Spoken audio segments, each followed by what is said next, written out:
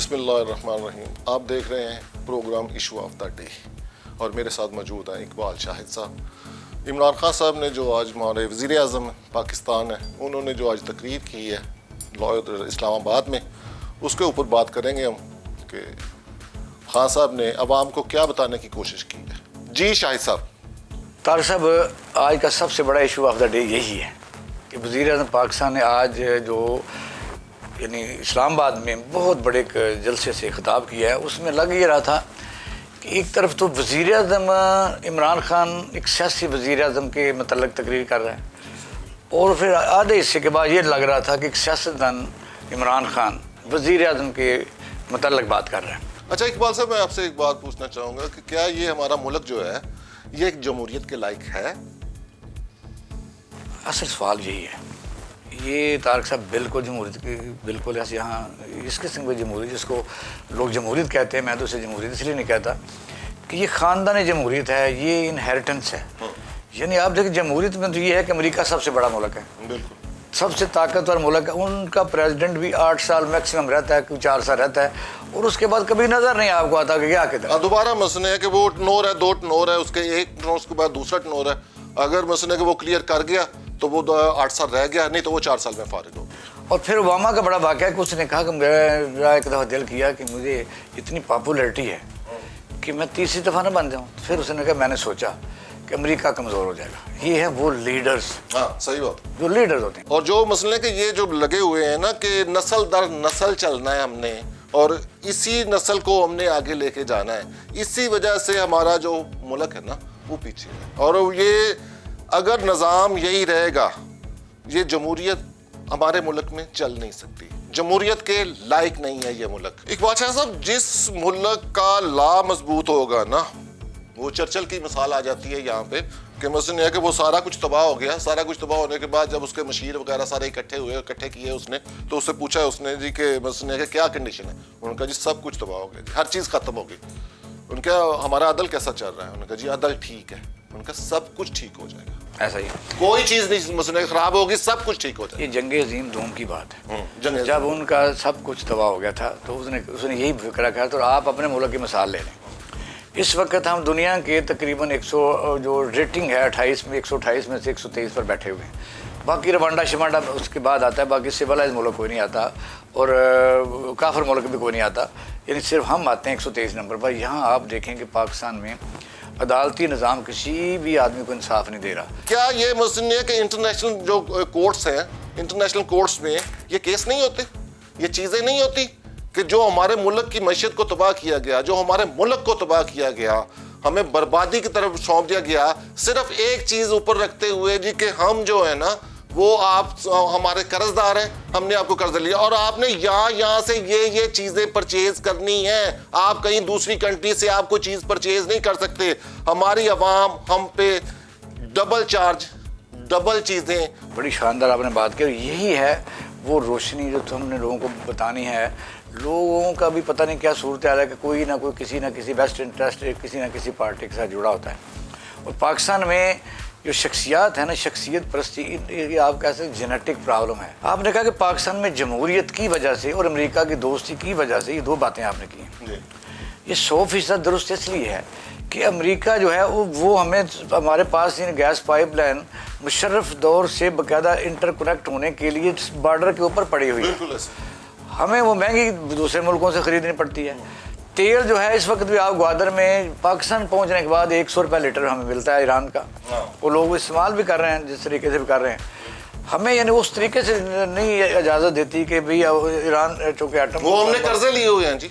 वो जो कर्जे लिए हमने लिए हुए हैं, वो कर्जे हमने लिए अपने सौदे किए हुए हैं अपने अवाम के मरवाने के, अपनी मईशत को गिराने के। अपनी अवाम जो हमारी अवाम है उसके ऊपर हमने बोझ डाला हुआ है, इस कदर बोझ डाला हुआ है कि अवाम भी मर गई है। आप देखें ना, कर्जे 2 किस्म के लिए। एक तो मुल्की कर्जे हैं जिसमें किक बैक से लेते हैं आदमी, एक ज़ाती बेनिफिट्स लेके अपने पैसे उन्हीं मुल्कों के बैंकों में रखे हुए हैं। बिल्कुल ऐसे। इसलिए जब आप उसी के बैंकों में अरबों रुपये रखेंगे, वहाँ प्रॉपर्टी खरीदेंगे। इस वक्त जो मसलन इल्ज़ामात हैं कि जी नवाज शरीफ जो है ये क्यों नहीं जान छुड़ाते दुनिया मुल्क की अमेरिका से, या क्यों क्या मजबूरी हैं, तो आपको पता है कि अगर ये लोग जिस तरह अल्ताफ हुसैन वहाँ बैठा हुआ है, दहशतगर्द सैकड़ों लोगों को मार के बैठा हुआ है, मियाँ साहब बैठे हुए पाकिस्तान की सज़ाओं अदालतों से सज़ा होने के बावजूद अगर उनकी ये बात नहीं मानते तो आपको पता है एक सिंगल छोटा सा मजिस्ट्रेट इनकी सारी प्रॉपर्टी कन्फिस्केट कर सकता है, ऑक्शन कर सकता है और डिपोर्ट कर सकता है।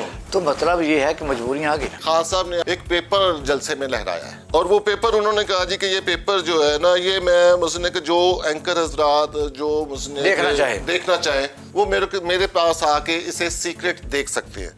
खान साहब जब ये लफ्ज कह रहे हैं तो खान साहब अभी कुछ बोल्ड चीजें लेने का वक्त आ गया है, बोल्ड डिसीजन लेने का खासा वक्त आ गया है। अगर आप बोल्ड डिसीजन इस वक्त लेंगे तो ये मुल्क की हालत बदलेगी। अगर आप बोल्ड डिसीजन नहीं लेते तो ये बातें सारी जिंदगी नस्ल दर नस्ल चलती जाएंगी। तारा साहब आपकी जो बातें हैं वो एक दर्द दिल इंसान की तरह है, जो मुहब्बे वतन बंदे की तरह है। वो तो स्टैंड ले रहा है। इस वक्त भी आप देखें जब तो तकरीर कर रहा था तो उसके फॉलोइंग काफ़ी थी। अब तो बाकी जो तीनों पार्टियां वो क्या कर रही हैं? मसला तो यह है कि इस वक्त मुल्की आइन या कानून के तहत नेशनल असम्बली के अंदर जो नो कॉन्फिडेंस इस वक्त बिल पेश हुआ है उसको कौन पेश करने वाला है वो आपके सामने मैं एक मिनट लेता हूँ कि सबसे पहले तो एक वही भुट्टो वाला के समिट कॉन्फ्रेंस, वही दौर, वही OIC की मीटिंग, बिल्कुल उसी तरह मुसलमान मुल्क यहाँ आए। अब असम्बली के अंदर जो मेंबर खरीदे जा रहे हैं वो कौन खरीद रहा है? मुबैना तौर पर 50 अरब रुपया पाकिस्तान में आया है। तो ये बगैरती तो है। मतलब आप कहते हैं कि ऐसा होना चाहिए। पैसा जो है ना, कहते हैं बाज़ार मिस्र में देखा है दौलत को कि कम वक्त खरीद लेती है। वो दरमियान में मैंने जान को एक लफ्ज़ नहीं बोला। सूरत हाल ये है कि अब ये कौन बिक रहा है? हमारे जो अवामी नुमाइंदे बिक रहे हैं, उनको अब नस्लों का ख्याल नहीं है। ये हमेशा मैंने इसी चीज़ को मद्देनजर रखते हुए जो आपसे लफ्ज़ कहा था ना कि ये हमारा मुल्क जमहूरियत के लायक नहीं है। ये जो चीज़ें चलती रहेगी, अगर इस तरह की लूली लंगड़ी जमहूरियत जो कि आप 20 से 25 अरब रुपए में आप एक इंडस्ट्री परचेज कर लेते हैं, ये पाकिस्तान को उन्होंने इंडस्ट्री समझ लिया ना। आप प्रोफेशन में इंडस्ट्री लिखते हैं ना, ये 20 से 25 अरब में आप ये इंडस्ट्री परचेज कर सकते हैं और इससे अरबों डॉलर आप कमा सकते हैं। वो अरबों डॉलर क्या है जी कि जो अमेरिका कहेगा उसके ऊपर आमीन कहते जाए। जो आज एक नाम आया है रमजी का, एक रमजी था, एक उसके बाद भी फारूक लगारी ने बेचा था बंदा, उसका मुझे नाम भूल गया। तो ये मियाँ नवाज शरीफ साहब के ज़माने की बात है।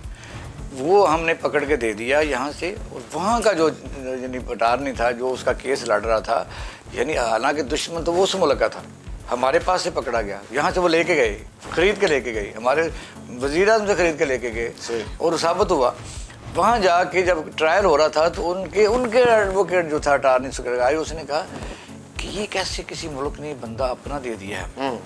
उसने कहा पाकिस्तानी कौम ये फिक्र बड़ा देता है, अपनी माँ को बेच सकते हैं डॉलर के लिए। ये आज वज़ीर आज़म ने अपनी स्पीच में भी कहा है। ये बात तो रिकॉर्ड, ये जो मसले के ये रिकॉर्ड पे है। इसका मतलब यह है कि जो वोट बेच रहे हैं अपनी माँ बहन बेच रहे हैं ना।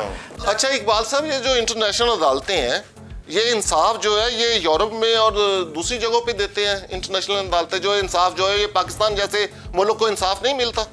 अच्छा, इसमें मैं आपसे एक बात करूंगा, ये मैं ख़ास तौर पे वज़ीर आज़म साहब के लिए ये बात कहता हूँ कि वज़ीर आज़म साहब, बात ये है कि आपने, अल्लाह ने आपकी शक्ल में हमें गिफ्ट दिया है आपको। जो खान साहब ने आज पेपर लहराया है, जलसे में जो लहराया है, मेरा ख्याल है कि खान साहब इस वक्त डिसीजन लेने का टाइम है। खान साहब क्या रहे मुझे बताइए। उनके डिसीजन ये है कि ये सारी ज़िंदगी हमने अंग्रेज़ों की गुलामी करनी है। खान साहब ने ये जलसे में भी कहा है, उसमें के बाद में भी ड्रोन का कहा है, सारा कुछ है।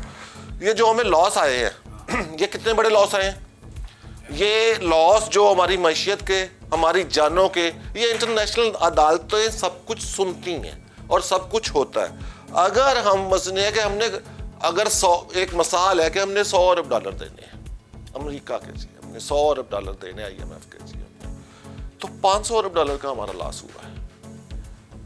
खान साहब को सिर्फ और सिर्फ अपनी अवाम के लिए सीधा होना पड़ेगा। जबकि ये जब इंटरनेशनल अदालतों में केस चलता है तो ये 400 अरब डॉलर लेंगे उनसे, ये 100 अरब डॉलर दे के 400 अरब डॉलर लेंगे और हम इनकी गुलामी से निकलेंगे। और जब हम इनकी गुलामी से निकलेंगे तो हमें दुनिया में रहने का पता चलेगा कि दुनिया है क्या। हम दुनिया में रह नहीं रहे, हम तो कीड़े मकोड़े बने हुए हैं ना। हमारे ऊपर $100 अरब डाल के तो हमें तो कीड़े मकोड़े बनाया हुआ ना इन लोगों ने। अगर मसले कि इंटरनेशनल अदालतें इंसाफ देती हैं तो जो हमारा लॉस हुआ है, जो हमारी जानें गई हैं, जो हमारे मईशत तबाह हुई है, ये सारा कुछ इस $100 अरब की वजह से ना, जो मसले के हमने लिए इनसे जो कर्जा लिया है, जो डॉलर का कर्जा लिया है, ये उनकी वजह से। अमेरिका से हमने कोई कर्जा नहीं लिया, IMF से।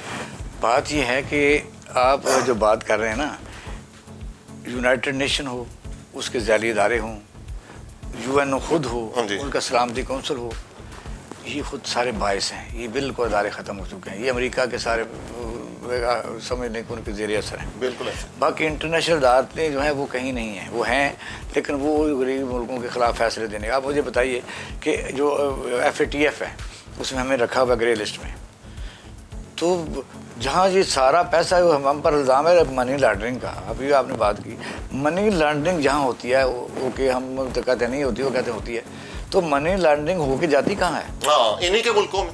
ऐसे ही है, इन्हीं के मुल्कों। तो वो तो इस बात पर नहीं सोचता कि जहाँ जाती है एक्चुअल चोरी का सामान जहाँ जाता है तो वो ज़िम्मेदार है, जो लेके जाते हैं वो भी ज़िम्मेदार हैं। इसलिए पाकिस्तान का क्या कसूर है? यहाँ अभी जो है माफियाज बड़े तगड़े हैं, अदालतें जो हैं वो उतनी ताकतवर नहीं हो सकी। वो जो ब्रीड पिछाया हुआ है, इनके इंडक्शन का तरीक़ाकार बदलना पड़ेगा। ये मैं ये कहता हूँ, ये नहीं कहता कि जज सारे ख़राब हैं, सारे तो नहीं हो सकते।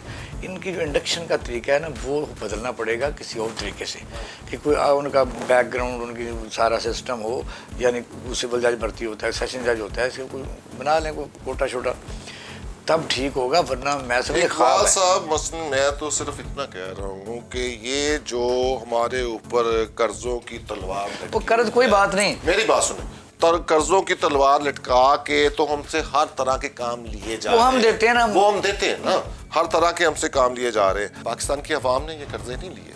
खान साहब इस वक्त जो है ना, बोल्ड स्टेप ले, जिन्होंने कर्जे लिए हैं ना, जिनके कर्जे हैं, ये बात कहने में तो बड़ी सादा सी आ जाती है जी, कि बड़ी सादा सी बात हो रही है जी, ये बड़ा इस तरह हो रहा है। हमें लॉस बहुत बड़ा हुआ है, हमारी मैशियत को लॉस बहुत बड़ा हुआ है।